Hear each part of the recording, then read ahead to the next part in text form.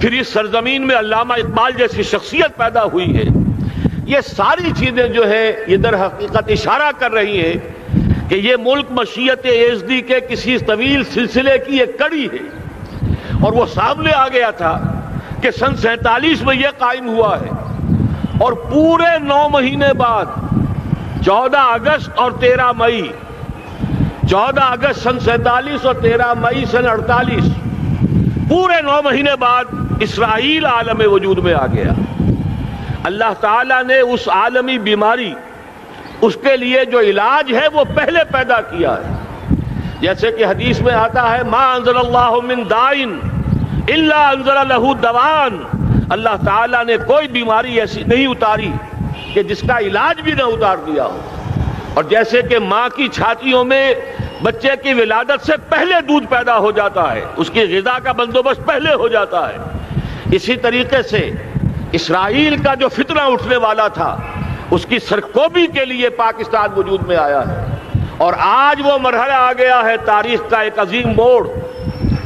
آپ دیکھیں گے کہ بڑی مشابہت پیدا ہو گئی ہے.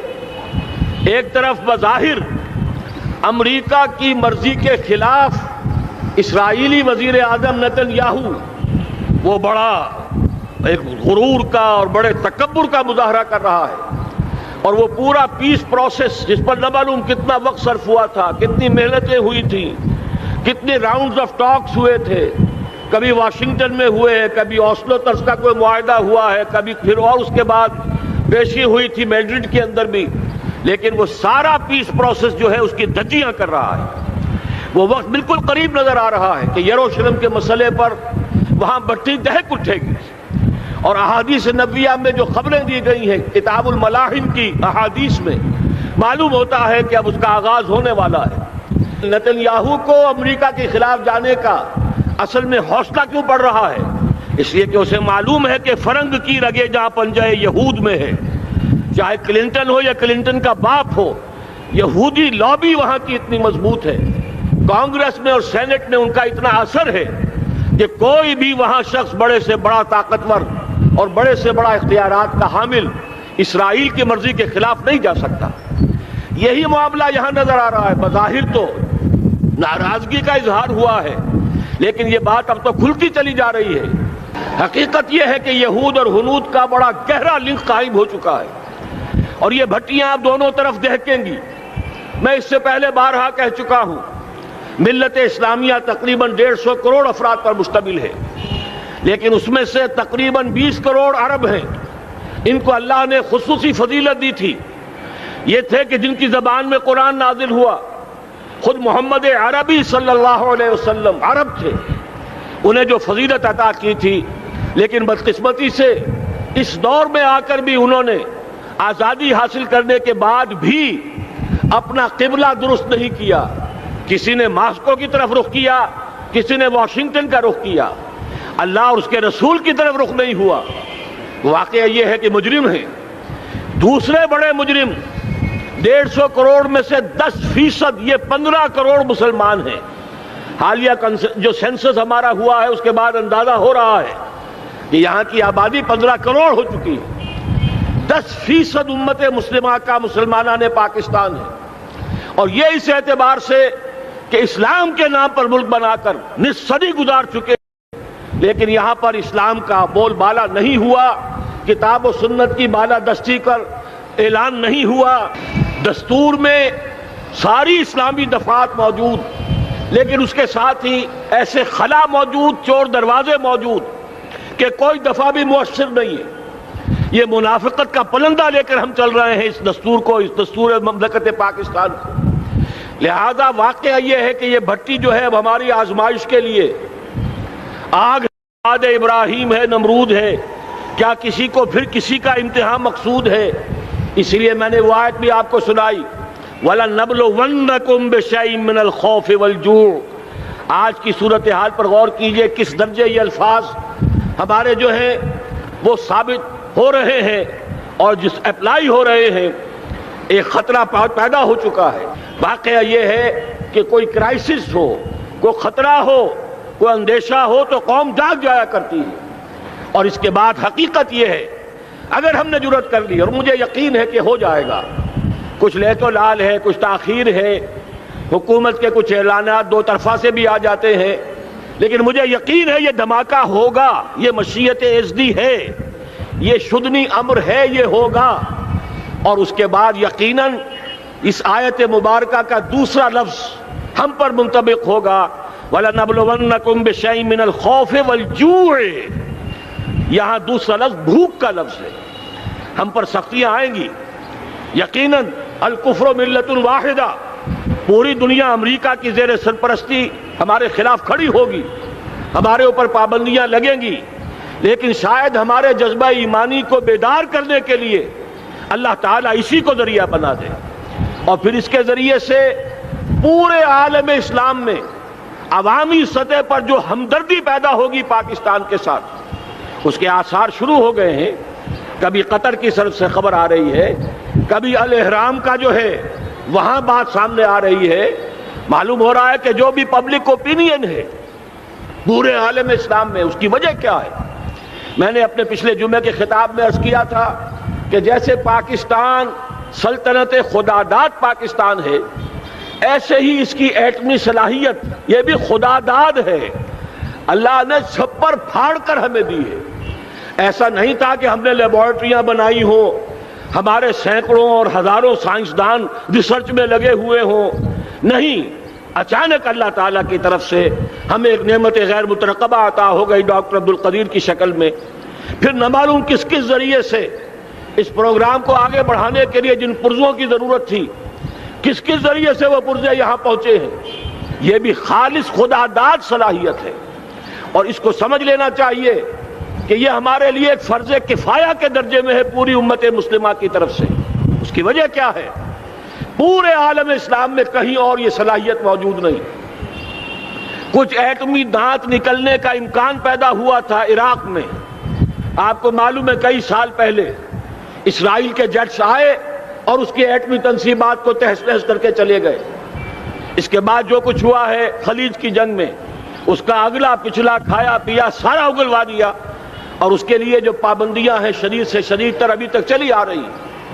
تو اچھی طرح سمجھ لیجئے کہ پورے عالم اسلام میں صرف ایک پاکستان ہے، پوری دنیا میں صرف ایک ملک ہے جو اسلام کے نام پر بنا، پورے عالم اسلام میں صرف ایک ملک ہے جس کے پاس ایٹمی استعداد ہے۔ ان دونوں چیزوں کو سامنے رکھیے تو پھر مشیت اعزدی میں مختلف چیزیں جو اللہ تعالیٰ کی اس تدبیر کے اندر موجود ہیں، اس کی کچھ نہ کچھ کڑیاں جو ہے ملتی نظر آتی ہیں۔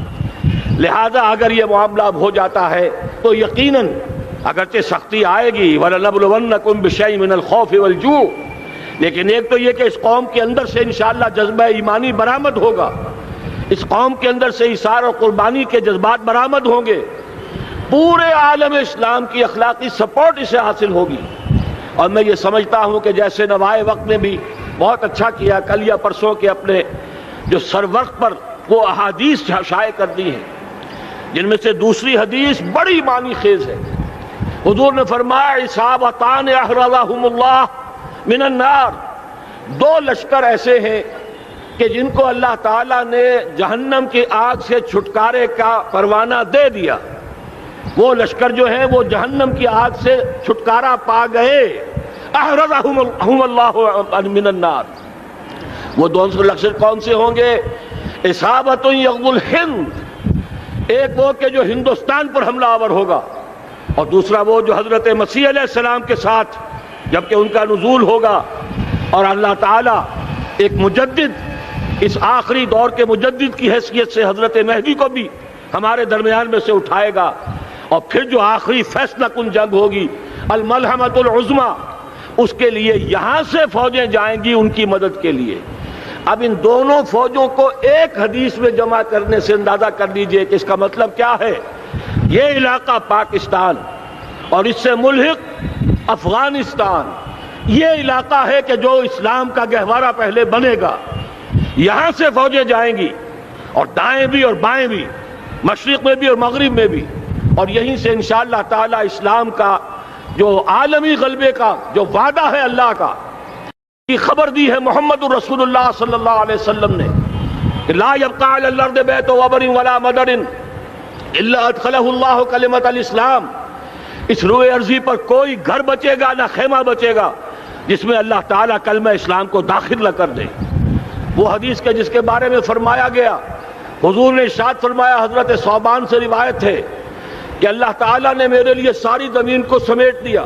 ان اللہ زوالی الارض فرأیت مشارقہا و مغاربہا، میں نے اس زمین کے سارے مشرق دیکھ لیے، سارے مغرب دیکھ لیے، لیکن یہ جان لو ان امتی سیبلغ ملکہا ما ذُوِّ لِی منہا، میری امت کی حکومت ان تمام علاقوں پر قائم ہو کر رہے گی جو پوری زمین کو لپیٹ کر مجھے دکھا دیے گئے۔ یہ وعدہ پورا ہونا ہے، اور اس وعدے کا نقطۂ آغاز یہی سرزمین، اور جیسا کہ ہمیں افغانستان میں آثار نظر آ رہے ہیں، ایک خالص دینی مذہبی حکومت قائم ہو چکی ہے۔ افغانستان کا 80% علاقہ امن کا گہوارہ بن چکا ہے، علماء کی وہاں قیادت ہے اور حکومت ہے۔ یہ پاکستان اور افغانستان مل کر، جیسا کہ آپ کو یاد ہوگا میں نے جب تجویز پیش کی تھی کہ حکومت پاکستان فوراً تسلیم کرے طالبان کو، اللہ کا شکر ہے، میں سمجھ یہ نہیں کہتا کہ میرے کہنے کی وجہ سے ہوا، لیکن بہرحال اللہ کا فضل ہوا کہ چند دن کے بعد ہی حکومت پاکستان نے تسلیم کر لیا طالبان کی حکومت کو۔ میری دوسری تجویز ابھی پینڈنگ ہے، پاکستان اور افغانستان کا کے درمیان کانفیڈریشن قائم کیا جائے۔ یہ ملک دونوں مل کر واقعتاً، کہ ایک نے واقعتاً 15 لاکھ سے زیادہ جانیں دے کر مرنا سیکھ لیا ہے، اور جو قوم مرنا سیکھ لے اسے کوئی مار نہیں سکتا، اسے کوئی شکست نہیں دے سکتا، اور ایک وہ قوم ہے پاکستان میں کہ جو 400 سال کی تجدیدی مسائی کے اثرات کی امین ہے، یہ اس کا تراث علمی ہے، چاہے وہ تحریک حضرت مجدد الفسانی کی تھی، چاہے وہ علمی تحریک شاہ ولی اللہ کی تھی، چاہے وہ تحریک جہاد سید احمد بریلوی کا تھا، چاہے اور جو بھی رجال عظیم پیدا ہوئے ہیں 14ویں صدی ہجری میں، ان سب کے اثرات یہاں موجود ہیں۔ یہ چیزیں مل کر وہ طاقت بنے گی کہ یہاں سے اسلام پھر پھیلے گا، مشرق کی طرف بھی مغرب کی طرف بھی۔ اصابۃ تغزو الہند و اصابۃ مع عیسیٰ ابن مریم، یہ چیزیں جو ہونی ہیں الحمدللہ میں سمجھتا ہوں کہ اب تیزی کے ساتھ حالات اس رخ پر جا رہے ہیں۔